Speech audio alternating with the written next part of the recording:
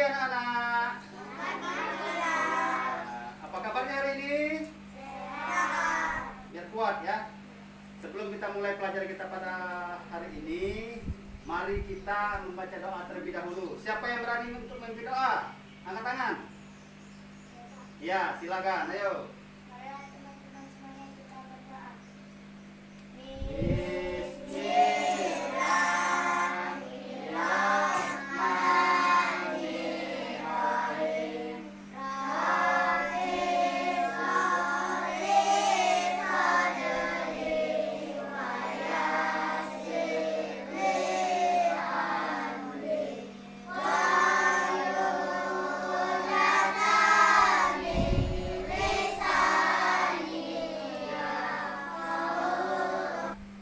Pelajaran kita pada pagi hari ini kita belajar PPK itu apa? Bahasa Indonesia,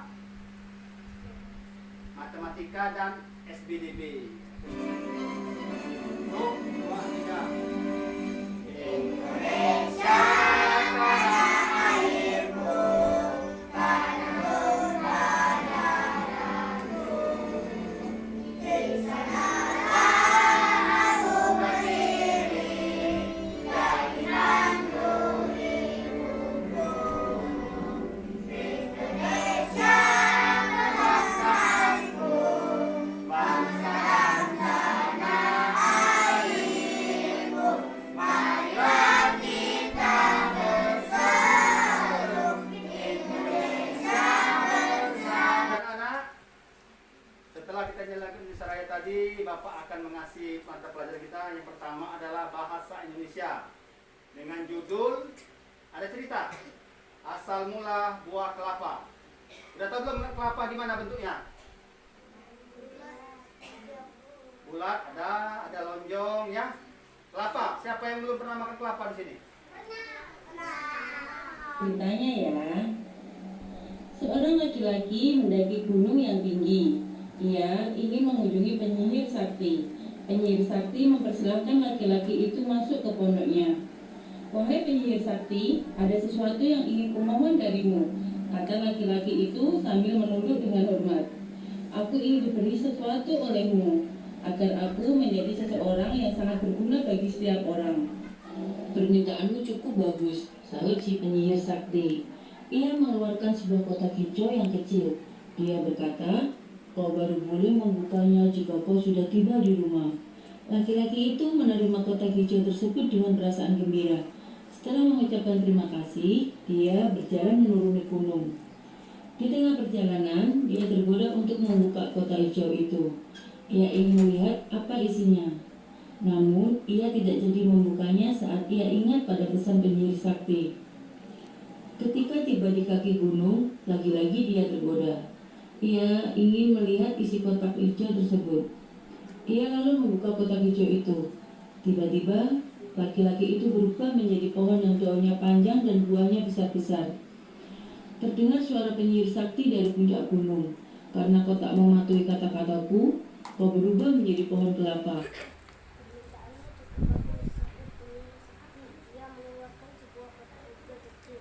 Ia berkata, "Kau baru menerima kotak hijau tersebut dengan perasaan gembira, menjadi pohon yang pulih, daunnya panjang dan buah di puncak gunung. Karena kau tak mematuhi kata-kataku, kau Sejak saat itu, pohon kelapa cepat berkembang biak sehingga bisa dijumpai di mana-mana. Orang menghargai pohon kelapa karena banyak gunanya."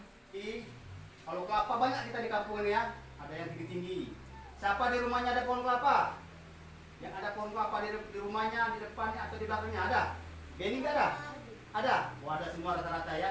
Jadi, gue nggak ada rumahnya di tengah. Pati nggak ada juga di tengah. Yang ada pohon kelapa itu biasanya di pinggir rumahnya ya. Laura nggak ada Laura ya, belakang rumah. Nah, jadi pohon kelapa itu banyak gunanya. Apa gunanya? Salah satu pohon kelapa, apanya yang itu dimakan? Kelapanya, begini ya.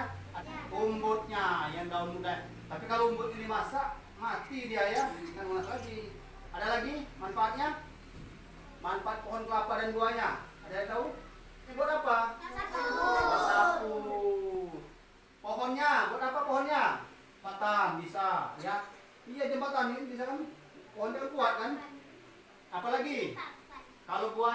apa buahnya? Makan. Buat dimakan, buat apa lagi? Sayur. Buat sayur gemuk, sayur santan. Kalau kelapa muda buat apa? Es dogan, weh, enaknya panas ya, es dogan. Iya. Jadi manfaat kelapa itu apa? Amanat. Jadi kata penjahit, ini nak ambil ini buah kelapa, tapi bukannya pas sudah di rumah, jangan di jalan. Laki-laki itu menerima kotak hijau tersebut dengan perasaan gembira senang. Wah, asik, ini ada kotak ini ya, pasti kue ini, pasti permen coklat ini ya. Setelah mengucapkan terima kasih, dia berjalan menuju gunung, naik gunung dia ini kan. Namanya kan di hutan, naik gunung, bawa kotak tadi, kotak dikasih penyihir tadi. Di tengah perjalanan dia tergoda deh ini. Apalah isi kotak ini katanya kan? Apa isi kotak ini katanya kan?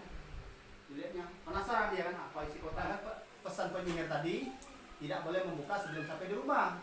Akhirnya dia penasaran, dibukanya. Jeng. Setelah dibuka jadi apa dia? Jadi pohon kelapa. Dia berubah bang.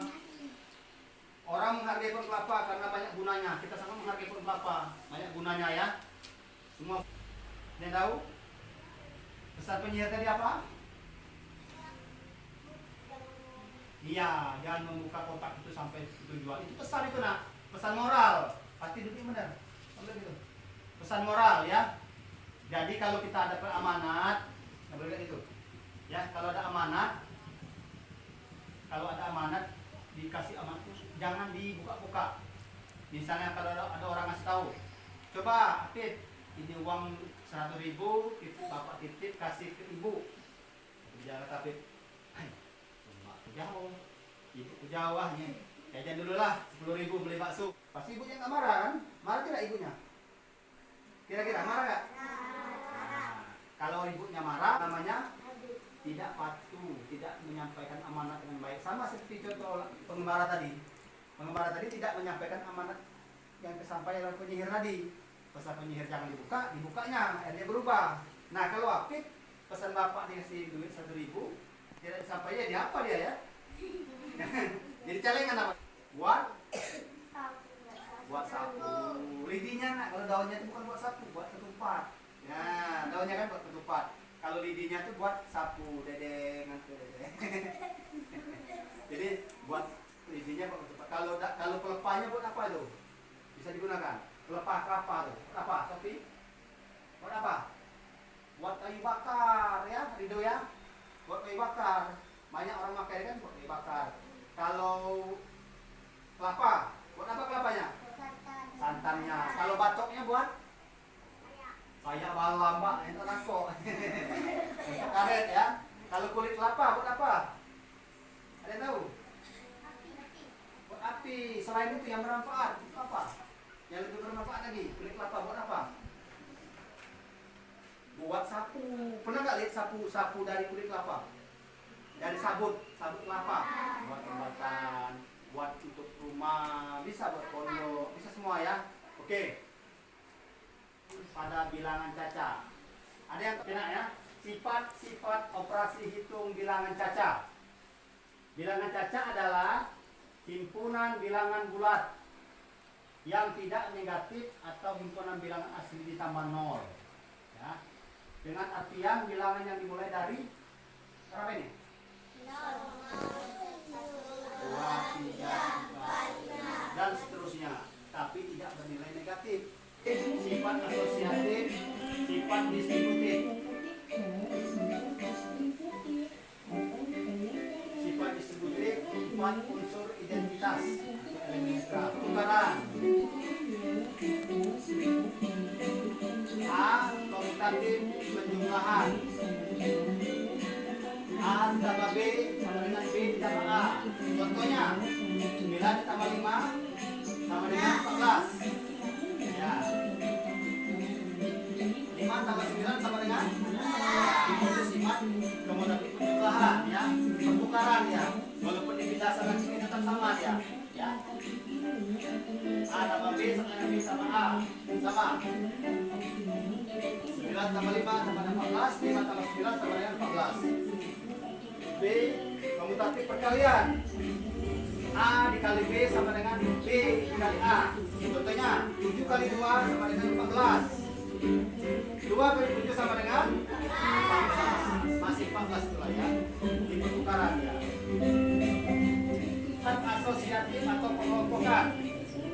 Yang pertama asosiatif penjumlahan. A tambah B ditambah C sama dengan A ditambah 11 sama dengan 15. Sudah terlibat sama dengan 12. Ini untuk asosiatif penjumlahan ya. Dibalik lagi 4 ditambah 5 ditambah lagi 6 sama dengan berapa? Asosiatif perkalian. Perhatikan teman. A dikali B dikali C atau A kali B kali C. Contohnya A nya 2 kali dalam kurung B nya 3 C nya 4. Hasilnya berapa? 24. Tetap 24. Itu sifat asosiatif. Ketiga, sifat distributif penyebaran. A operasi perkalian terhadap penjumlahan. Ya, latihan coba betul ya. A ditambah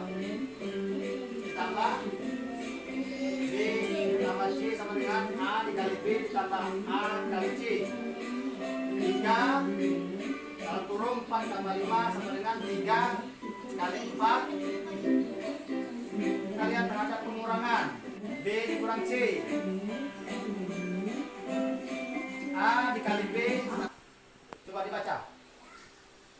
Coba ya A. Pada operasi penjumlahan adalah 0. 9 ditambah 0 sama dengan 9. 7 ditambah 0 sama dengan 7. Iya. Jadi ada 2. Wah, di belakang. 425 ditambah 590. Itu sama kelompok ini. Nah. Tambah kan berapa itu?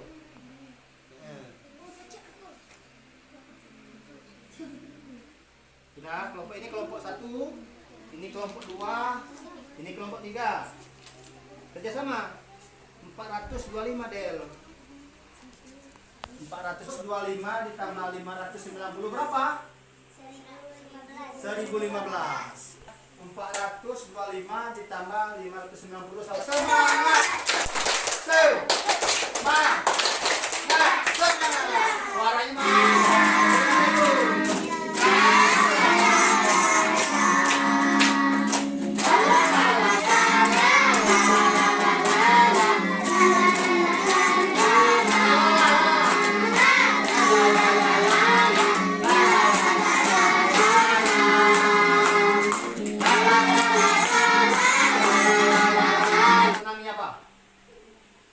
Tentang buah kelapa, semula buah kelapa, bilangan caca dan tomat. Yang mana yang kalian senang?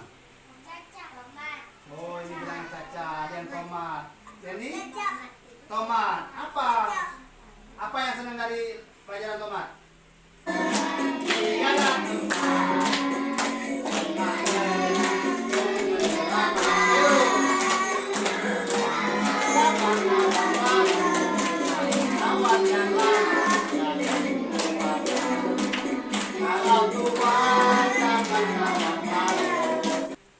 Ya, tugasnya sudah.